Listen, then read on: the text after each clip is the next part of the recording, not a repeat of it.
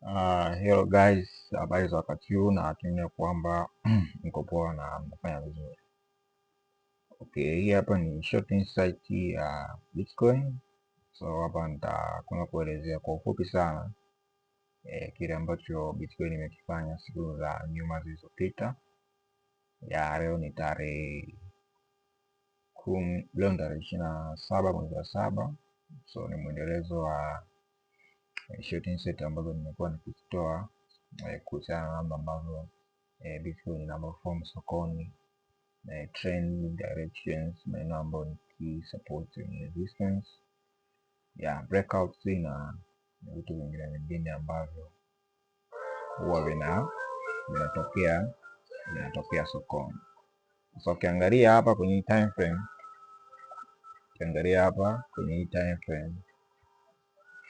hii ni daily time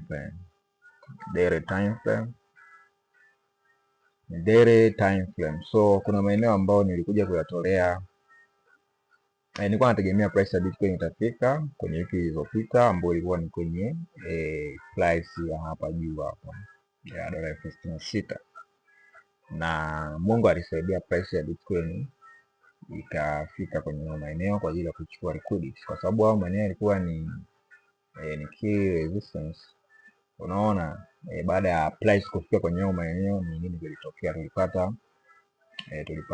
Hatukupata breakout, na kilichotokea ni price ya Bitcoin ilifanya retracement, kurudi chini kwa ajili ya kuchukua liquidity kwenye maeneo ambayo ni key support kwa ajili ya kuchukua liquidity. Sasa nimekuwa nikifuatilia toka majuzi kutafuta entry au sehemu ya kuingilia sokoni kwa ajili ya kwenda nayo juu, kwa ajili ya kurudi pale pale kwenye maeneo $66.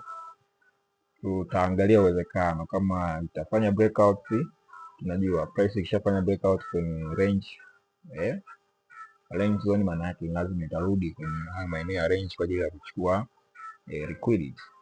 So nilikuwa natafuta opportunity ya kuingilia hapa, nilipata of course, lakini kushare na nyinyi kwa kutokana na namna ambavyo ilivyokuwa, nilikuwa na wasiwasi. Kuna vitu ambavyo nilikuwa na wasiwasi nayo. So ukiangalia hapa daily inakupa ile direction bias, inaonyesha kwamba soko linarudi juu.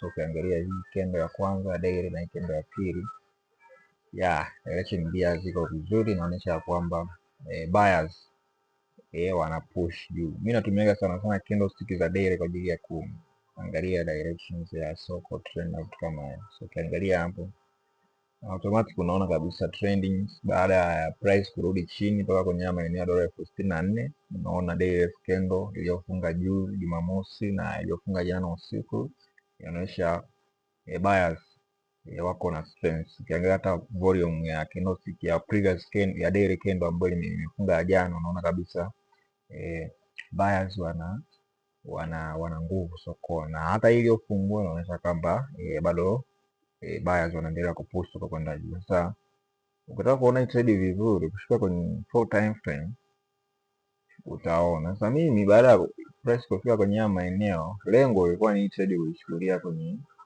hii zone hapa hivi, na ukiangalia ilifanya vizuri tu, ilitengeneza iko higher, iko low kama unaona hapa, ikuja kwenye hii key resistance hapo kwenye 4 hour, unaona pap ikatengeneza iko hapo hivi nani stop plan kwenda chini, na tukapata price ikarudi kwenye eneo hapa juu hivi kidogo then so mimi sehemu ambayo nilikuwa na wasiwasi nayo, na nilikuwa nataka nionyeshe na nyinyi, ilikuwa ni jana usiku kabla sijalala hapa hivi, baada ya kutengeneza hii candle hii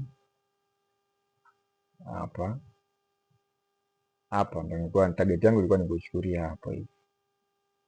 Baada ya hii candle ya bullish hii, unaona hiki pattern. Sasa mimi kitu ambacho nilikuwa nakiangalia ilikuwa ni hii candle hiyo red candle ya 4 hours itafungia wapi. Sasa kuna kitu kimoja ambacho waga nakiangaliaga hapo, ukiangalia siangaliagi sana sana mawiksi hapa hivi, so confirm kwamba yeah. Sasa nikaangalia riski kwa watu wangu hapa kuchukulia trade kwenye haya maeneo inakuwa ni kubwa, manake hapa either ni stop loss hapa au hadi kwenye haya maeneo, lakini sio kwenye foha ya kuonesha picha vizuri. Baada ya kurudi hapa, kwa kuna order blocks here, then price ikarudi hapa hivi kwenye order blocks kwa ajili ya kuchukua liquidity, then unaona imepanda. Lakini ukija kwenye 15 time frame, 15 minutes time frame inakupa ile clear strike. So ilikuwa ni uoga wangu tu, lakini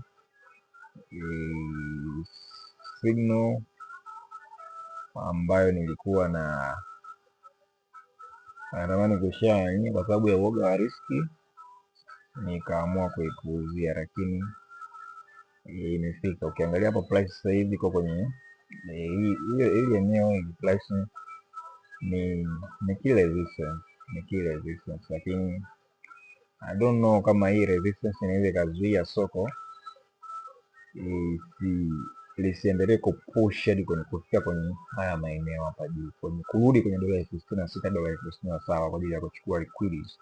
So baada ya hapo tunaweza tukategemea soko likafanya breakout, na ikishafanya breakout, yani kama hii trade mimi sioni mtu aweze kuichukulia hapa hivi walipofikia, kwa sababu ina high risk. Kwa maeneo ambayo mimi nilikuwa nimeplan kuichukulia hii trade, kwa maeneo hapa chini, japo nilikuwa naogopa risk, lakini ilikuwa inatoa ilikuwa iko vizuri.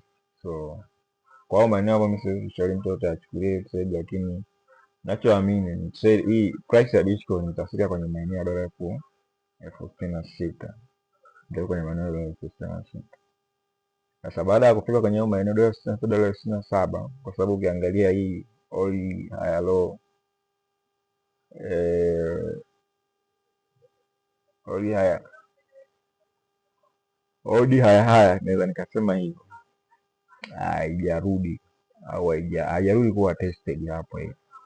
So tunaweza tegemea maybe soko linaweza likarudi kwa ajili ya kuja kutest au kuja kuchukua liquidity vile buy stop na vitu kama hivyo kwenye maeneo huko juu.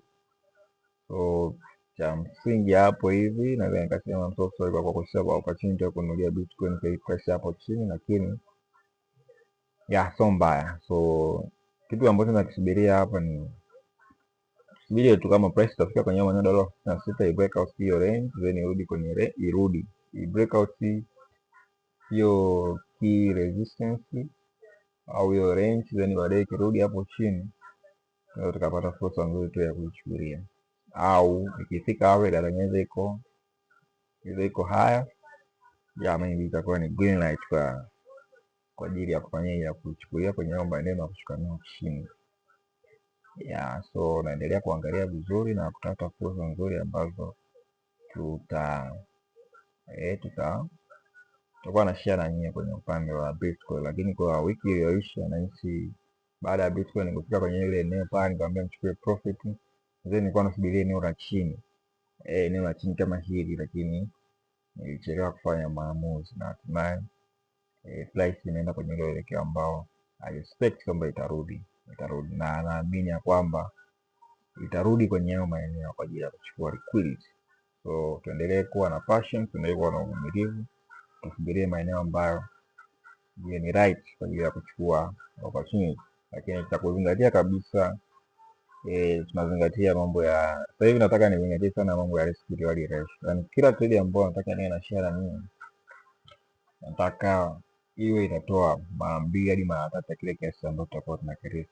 Hiyo itatusaidia kwenye kupunguza losing, yani kutokubaki kwenye hasara kwenye trade zetu. Maana yake tukiwini trade 5 tukapoteza trade 3, still bado tunakuwa tuko kwenye faida, na itatusaidia sisi kwenye kukuza akaunti zetu. Sasa sio watu ambao mnatumia trade kwa kutumia mitaji midogo. Okay guys, naamini kwamba tutakuwa umenielewa kile ambacho nilikuwa nakielezea hapo, na muwe na wakati mwema. Asanteni sana.